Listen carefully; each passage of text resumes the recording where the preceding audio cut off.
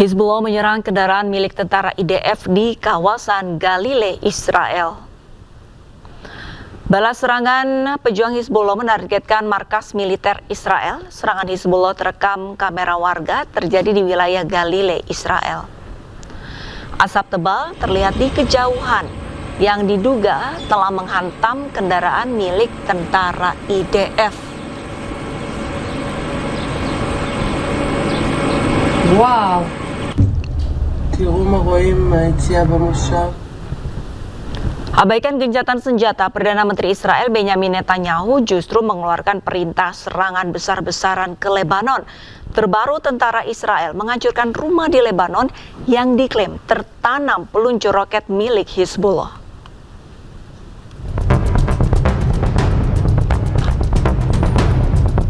Seolah mengabaikan kesepakatan gencatan senjata, Perdana Menteri Israel Benyamin Netanyahu mengunggah video sejumlah serangan di Lebanon. Netanyahu bahkan mengeluarkan perintah serangan besar-besaran di Lebanon Selatan kepada tentara IDF.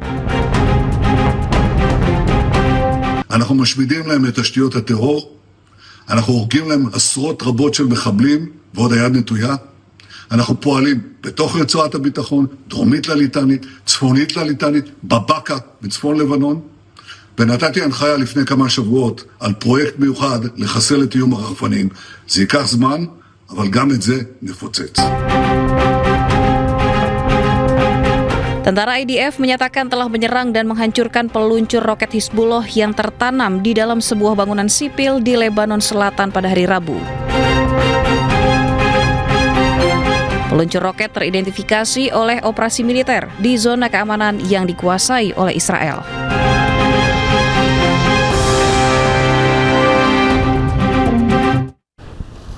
Di tengah gencatan senjata, Israel terus membombardir Lebanon. Mirisnya tentara Zionis Israel menyasar bangunan sipil, bukan militer.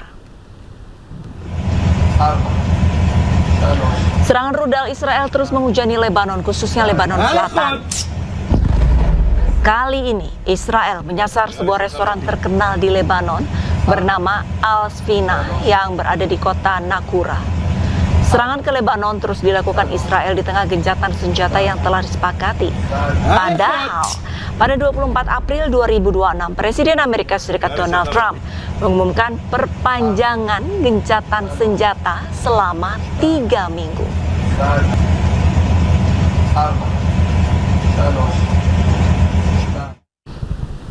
Langit di atas Lebanon Selatan diselimuti asap pada hari Selasa waktu setempat menyusul dugaan serangan Israel terhadap kota Majel Zon Bazorie dan Al-Mansori.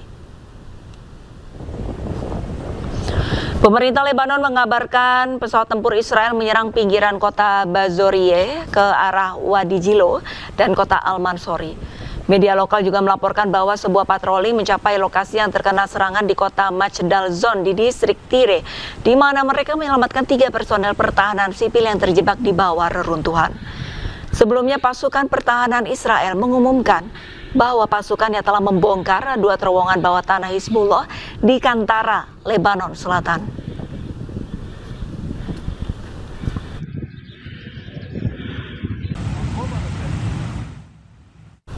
PBB menuding Israel melakukan 149 serangan terhadap layanan kesehatan di Lebanon yang menewaskan 100 orang.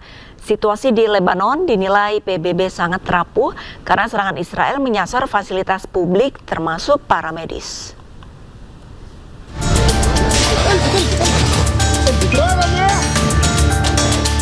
Serangan keji Israel terhadap ambulans dan petugas medis ini terjadi di pertengahan April di Lebanon Selatan.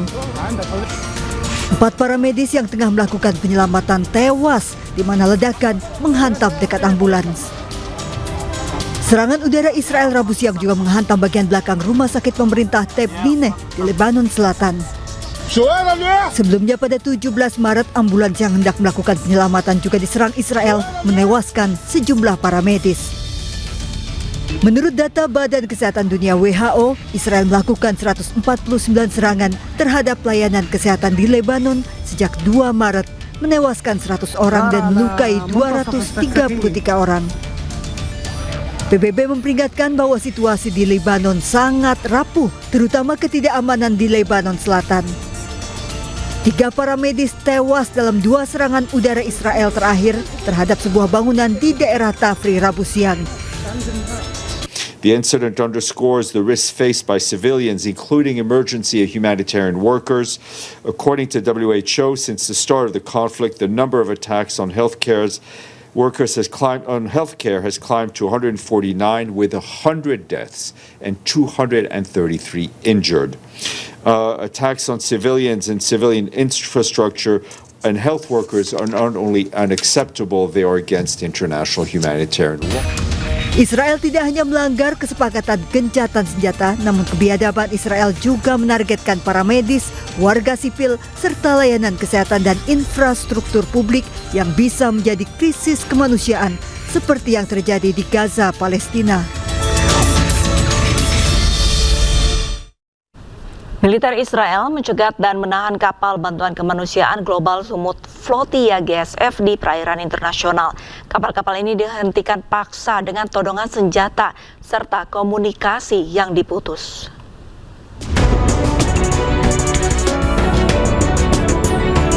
Kapal-kapal bantuan kemanusiaan Global Sumut Flotilla GSF dihentikan paksa oleh militer Israel. Pencegatan terjadi di perairan internasional sekitar 600 mil dari pesisir Palestina. Sekitar 50 kapal, 3 diantaranya kapal dari Indonesia, dihentikan saat ingin membawa bantuan kemanusiaan untuk Gaza. Greek Coast Guard, Greek Coast Guard, Greek Coast Guard. Here. We are followed by drones for several hours now and possibly surrounded by unknown military vessels. Can you copy us? Over.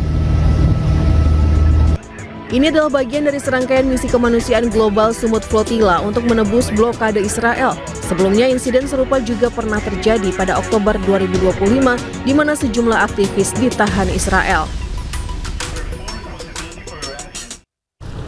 Aksi keji Israel kembali berlanjut di Gaza, Palestina, pemirsa. Prosesi pemakaman yang penuh duka berubah menjadi kepanikan saat terjadi ledakan bom di tengah warga yang mengantar jenazah.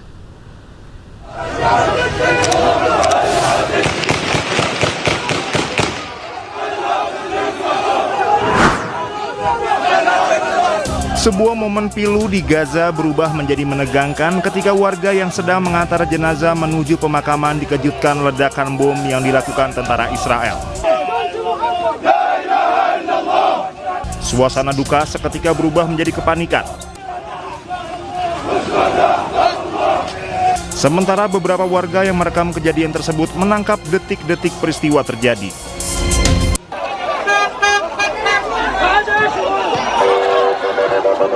Sebelumnya pada pekan lalu, pasukan Israel menyerang iring-iringan pelayat yang tengah mengantarkan 2 warga Palestina ke peristirahatan terakhir mereka di desa Al-Mughayir di timur Ramallah, tepi barat Palestina. Alih-alih memberikan penghormatan, prosesi pemakaman itu justru disambut tembakan peluru tajam dan gas air mata. Pasukan Israel melepaskan tembakan peluru tajam, granat kejut, serta gas air mata ke arah kerumunan warga saat jenazah hendak dibawa menuju pemakaman desa usai disolatkan di masjid setempat.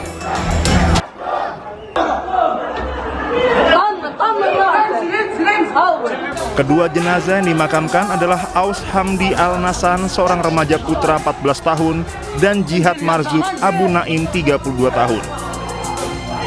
Keduanya kehilangan nyawa sehari sebelumnya ketika sekelompok pemukim Israel melakukan serangan di sebuah sekolah menengah laki-laki di desa tersebut. Insiden di Al-Mughayir ini bukanlah peristiwa tunggal, melainkan bagian dari eskalasi kekerasan yang terus meningkat di wilayah pendudukan tepi barat. Sepanjang Maret 2026 terjadi 1.819 serangan yang melibatkan pasukan keamanan maupun pemukim Israel. Pola serangan ini terkonsentrasi di titik-titik rawan seperti Hebron, Nablus, dan Ramallah. Intensitas serangan yang menyasar fasilitas publik seperti sekolah, rumah sakit, dan bahkan prosesi pemakaman menunjukkan adanya tekanan sistematis terhadap warga Palestina di wilayah tepi barat. Di saat komunitas internasional menyerukan deeskalasi, realitas di lapangan justru menunjukkan wajah yang berbeda. Ruang aman bagi warga sipil bahkan dalam suasana berkabung sekalipun kian menyempit.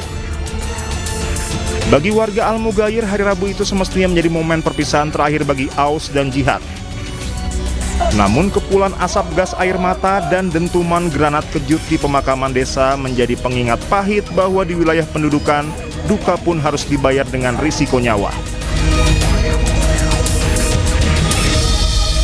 Masih di News Siang bersama saya Jen Cahyani. Pemirsa, Presiden Amerika Serikat Donald Trump akan meminta persetujuan Kongres untuk memperpanjang operasi militer terhadap Iran.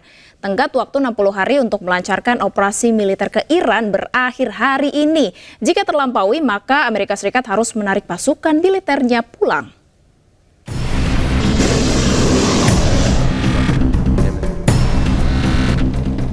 Tenggat waktu 60 hari untuk melancarkan operasi militer terhadap Iran akan berakhir Jumat 1 Mei. Batas waktu ini dihitung dari hari pertama Presiden Amerika Serikat Donald Trump memberitahukan operasi militer kepada Kongres, yakni pada 28 Februari lalu. Berdasarkan Undang-Undang Perang AS tahun 1973, kewenangan Presiden untuk melibatkan negara dalam perang jika tanpa persetujuan Kongres dibatasi hanya 60 hari. Presiden Trump harus mendapat persetujuan Kongres jika ingin melanjutkan operasi militer lebih dari 60 hari. Jika batas waktu tersebut terlampaui, maka Amerika Serikat harus menarik pasukan militernya kembali. Meski begitu, Amerika bisa melanjutkan perang jika Kongres menyetujui perpanjangan selama 30 hari. Harus berhenti perang maksudnya? Harus berhenti. Oke. Dalam 60 hari mungkin ya. Maksimal 60 hari perkiraan Anda? Ya, kalau tidak dia akan dimarahin Kongres gitu. Presiden Trump kemungkinan akan meminta persetujuan Kongres untuk perpanjangan operasi militer terhadap Iran. Sidang Kongres sendiri digelar pada Kamis 30 April. Trump dinilai tidak punya pilihan lantaran penarikan pasukan akan berdampak buruk secara politik, sementara melanjutkan operasi beresiko memperburuk situasi. Sebelumnya, Donald Trump mengumumkan gencatan senjata selama 2 minggu dengan Iran, kemudian memperpanjangnya tanpa menentukan jangka waktu. Perundingan pertama antara Amerika Serikat dan Iran di Islamabad berakhir tanpa kesepakatan. Sementara upaya diplomatik terus berlanjut untuk putaran negosiasi baru. Menteri Perang Amerika Serikat Pete Hegseth diteriaki oleh para aktivis saat dirinya berjalan menuju ruang sidang. Hegseth disebut sebagai penjahat perang karena bertanggung jawab terhadap rangkaian serangan di Iran, terutama di sekolah putri di Minab. Have you no shame? You are a war criminal and you will be tried. You should be disgusted with yourself. Menteri Perang Amerika Serikat Pete Hegseth menghadiri sidang Komite Angkatan Bersenjata DPR AS. Hegseth diteriaki sebagai kriminal perang oleh para aktivis saat dirinya berjalan menuju ruang sidang. Para aktivis mempertanyakan keputusan Menteri Perang meluncurkan serangan ke sekolah putri di Minab, Iran, hingga keputusannya untuk melanjutkan perang. Mereka juga menyebut bahwa Hegseth pantas untuk ditangkap. How many American service members have to die for Israel? Diketahui Komite Angkatan Bersenjata DPR AS menggelar sidang dengar pendapat dengan Menteri Perang Pete Hegseth terkait dengan perang Iran di Gedung Capitol Washington DC, Amerika Serikat pada hari Rabu. Viral di media sosial, aksi jabat tangan Presiden Donald Trump dan Raja Charles III. Kedua pemimpin negara tersebut terkesan saling mendominasi saat berjabat tangan.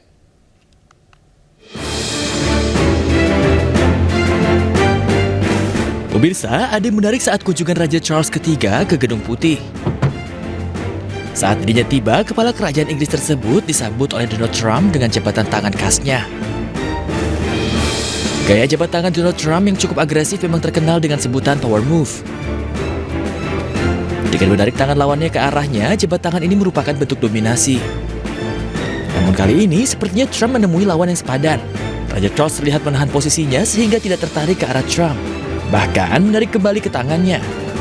Momen ini pun viral dan menarik perhatian publik. Banyak yang melihatnya seakan seperti duel kecil soal mendominasi. Ketua Parlemen Iran Muhammad Ghalibaf mengolok-olok tindakan blokade AS di Selat Hormuz.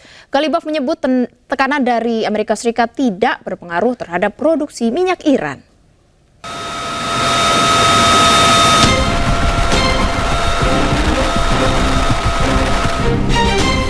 Ketua Parlemen Iran Muhammad Ghalibaf mengejek blokade Amerika Serikat di Selat Hormuz. Ia mengatakan produksi minyak Iran tidak terpengaruh oleh tindakan Amerika dan harga minyak justru meningkat. Melalui akun resmi media sosial X, Ghalibaf menyebut bahwa setelah 3 hari tidak ada sumur minyak yang meledak. Bahkan ia merasa yakin hingga 30 hari ke depan tidak akan terjadi ledakan. Ia juga mengolok-olok Menteri Keuangan Amerika Serikat Scott Bessent karena memberikan saran buruk terkait aksi blokade terhadap pelabuhan-pelabuhan Iran.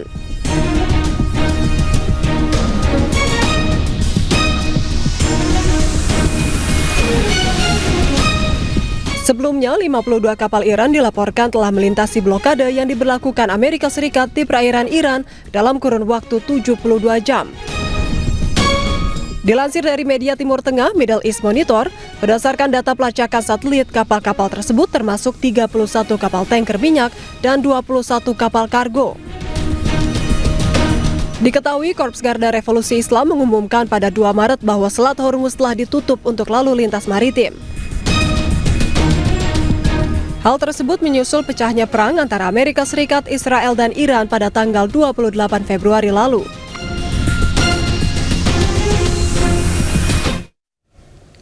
Pemimpin tertinggi Iran Mojtaba Khamenei mengklaim Amerika Serikat mengalami kekalahan memalukan.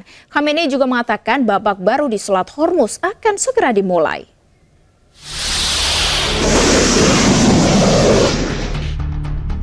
Warga Iran. Konflik antara Amerika Serikat, Israel, dan Iran telah berlangsung selama 2 bulan. Gencatan senjata yang diperpanjang sepihak oleh Amerika pun masih berlangsung hingga batas waktu yang belum ditentukan. Dilansir dari media Yordania, Roya News English, pemimpin tertinggi Iran Mojtaba Khamenei mengklaim Amerika Serikat mengalami kekalahan yang memalukan dalam perangnya melawan Iran. Dalam pidatonya pada Kamis, Khamenei juga mengatakan babak baru di Teluk Persia dan Selat Hormuz akan segera dimulai. Ia juga menjamin masa depan keamanan Teluk bahwa rakyat Iran tidak akan menghadapi agresi militer lagi. Diketahui Iran menutup Selat Hormuz setelah perang dimulai pada 28 Februari lalu. Sementara Amerika Serikat masih memblokade selat tersebut hingga saat ini. Ribuan warga Iran turun ke jalan di Teheran, Iran menunjukkan dukungan pada pemimpin tertinggi Iran Mojtaba Khamenei. Ribuan pendukung membawa bendera nasional dan potret pemimpin revolusioner. Mereka mengucapkan sumpah setia serta meneriakkan slogan yang menyatakan kesetiaan kepada Mojtaba Khamenei.